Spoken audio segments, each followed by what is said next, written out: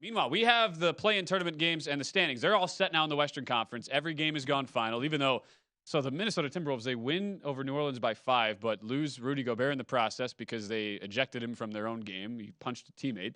Then Jaden McDaniels apparently... That's what I was talking about. He punches a wall, hurts himself. Fractured his hand.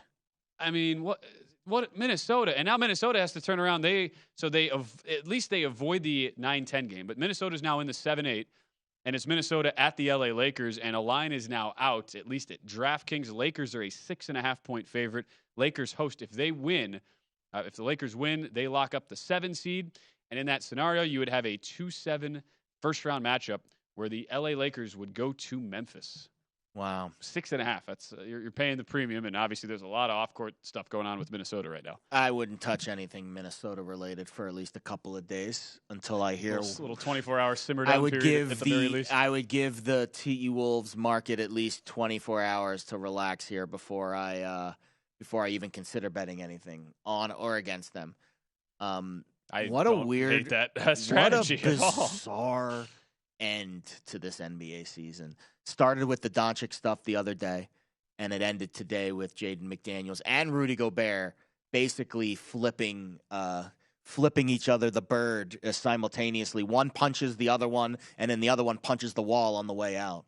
Crazy. I don't even know how to describe that, frankly, other than madness. It really was, although we're not in the month of March anymore. No. We flipped to April. And look, you think about how the Lakers finished the year 8th in the defensive net rating over the past 15 games, 6th on offense.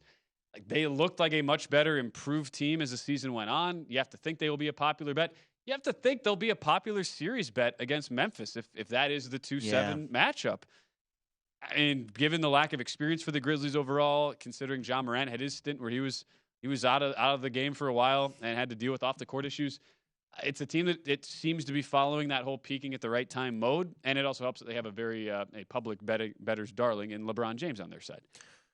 So you have to think that line only goes up on the Sixers, 100%, or the Timberwolves and Lakers. Also, I hate to bring this up, but I mean it's always in the front of my mind anytime I'm dealing with the NBA and the referees having as much control as they do. Yeah. You know the league wants the Lakers in the playoffs. Can you imagine if the Lakers lost that game and it's like Lakers, Thunder for a playoff spot? Who's the 2 in the West that the Lakers would play if they win? It would be the Memphis Grizzlies. You know the Lakers want. You know the NBA wants John Morant against LeBron James in a 7-game series. Yeah. Go to VSiN.com/subscribe to become a VSiN Pro subscriber today.